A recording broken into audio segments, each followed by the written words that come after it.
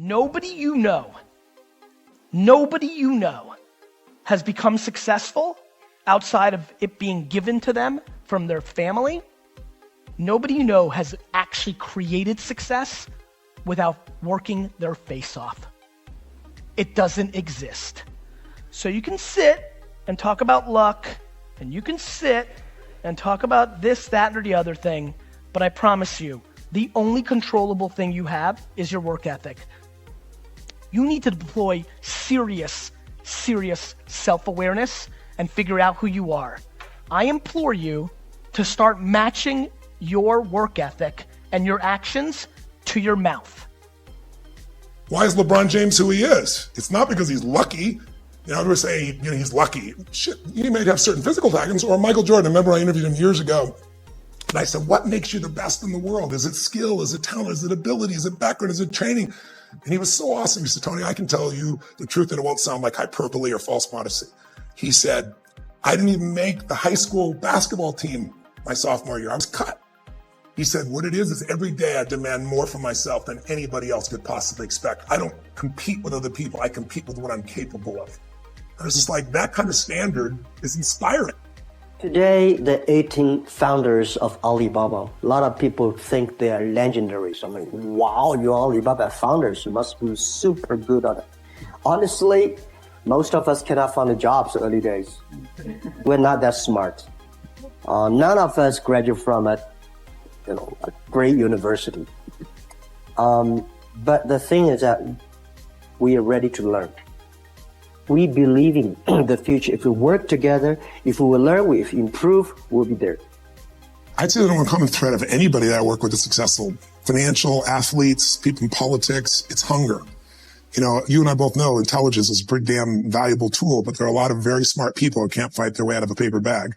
And then when you find somebody who has that hunger, the hunger that doesn't go away, that hunger to be more, to do more, to give more, that hunger that never ends, that's how you get these people that are the best in the world at whatever they do. And so I think everybody has that hunger, but for some people it's been asleep for a long time because they're afraid. They're afraid that I'm going to get hungry, I'm going to try, I'm going to fail. And so it's human nature to protect yourself from the fear by just lowering your expectations. But one of the things I've learned is you get what you tolerate. You get what you tolerate in yourself, you get what you tolerate in your life, and sooner or later we sometimes hit a point where we say, not another day, not another hour, this is done. I'm not walking this way, I'm not talking this way, I'm not living this way, I'm not gonna be in this relationship anymore, I'm gonna change it. And when people do that, that's the beginning of a breakthrough. Success is not something you pursue, success is something you develop. People are often asking me, how do you develop an above average income? And the answer is, become an above average person. Develop an above-average handshake. Some people want to be successful, and they don't even work on their handshake. As easy as that would be to get started on. They let it slide. They don't understand. Develop an above-average smile.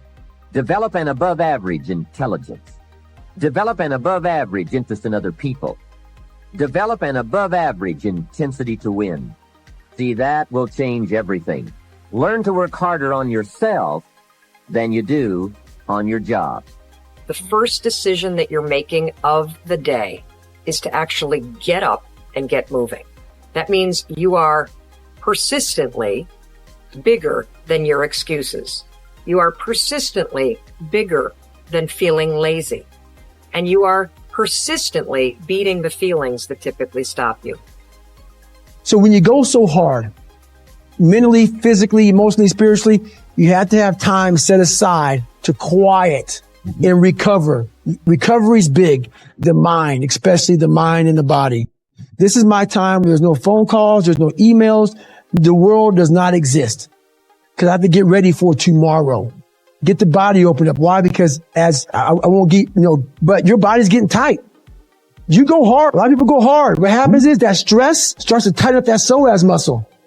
Because I always say life is the dance between what you desire most and what you fear most.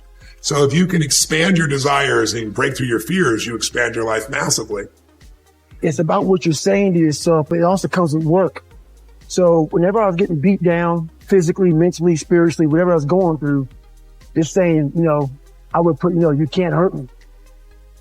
A lot of people start from a good starting point. They have a good foundation. What if you can surpass all of these?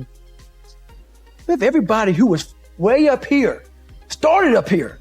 And you started with no legs. You had to grow legs to even start walking and then crawling and then running. And then you start passing people and all this given to them. I had to use all this negative shit that was making me weak and horrible as a person. I had to use this as the power that now fueled me. I had to flip it on its head and say, hold up. This might be exactly what I need. The darkness is exactly what I need. It's how you look at your situation. And I was looking at it all up. To me, this is a world is flat moment, that the people who've learned to game the system, that this discomfort that we feel, we actually are right.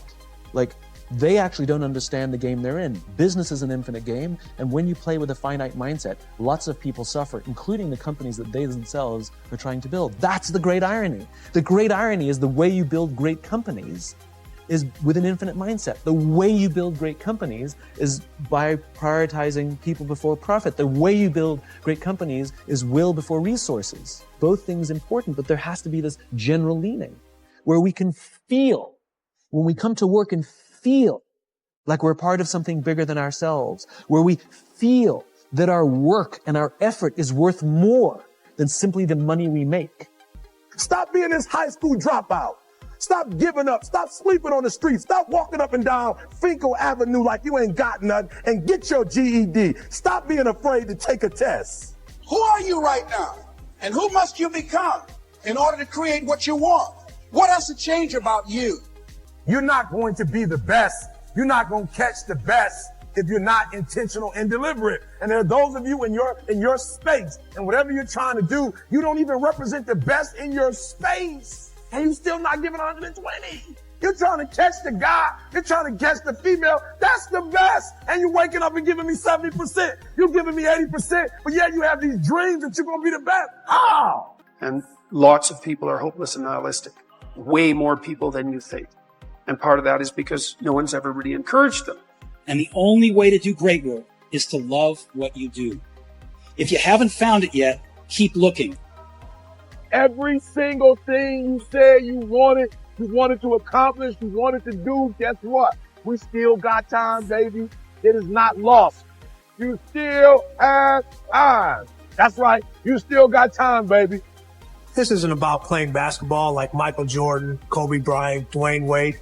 There's guys in the NBA that never gonna play basketball like that. This is about being able to think like a champion, know what goes on in their heads, understand how you can relate it to your business and whatever you do to take yourself to the next level.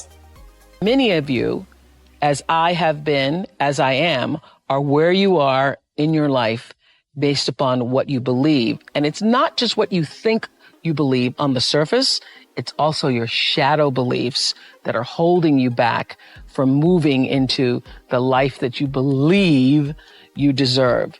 What I know is if you're not looking at the shadows, if you're not looking at what is subconsciously running through the tape in your mind, telling yourself you're not good enough, you're not worthy enough, you're not smart enough, you're not enough, which is a tape that's playing for a lot of people. If you're not conscious of that, then you end up acting out of that belief system and not out of what you know to be the truest or want to be the truest for yourself.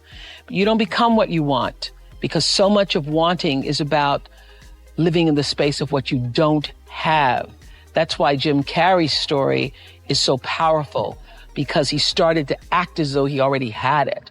He would go up to Mulholland Drive. He would drive away thinking, I already have those things. I just haven't accessed them as yet. I believe those things are going to come to me and I'm going to act like they are. So I'm going to move forward in my life in order to draw that to myself in such a way that my actions are in alignment with what I say I believe.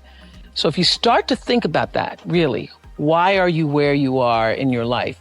The choices that you have made have been because... What makes for a bad day is snoozing, starting your day off late, starting your day off tired, starting your day off by mainlining everybody else's news feed on social media and looking at everybody else's life and saying to yourself, oh my God, they're on vacation, or gosh, they look so great, or their friends are so fancy, or my gosh, they've got so money.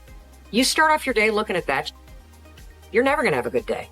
You got to start off your day by getting up on time, figuring out your priorities, and then getting to work on them. I think the single biggest reason why people have bad days is because they start them off by looking around at everybody else and seeing what they're doing instead of having the focus and the discipline to actually start your day off with you in control and with your priorities front and center.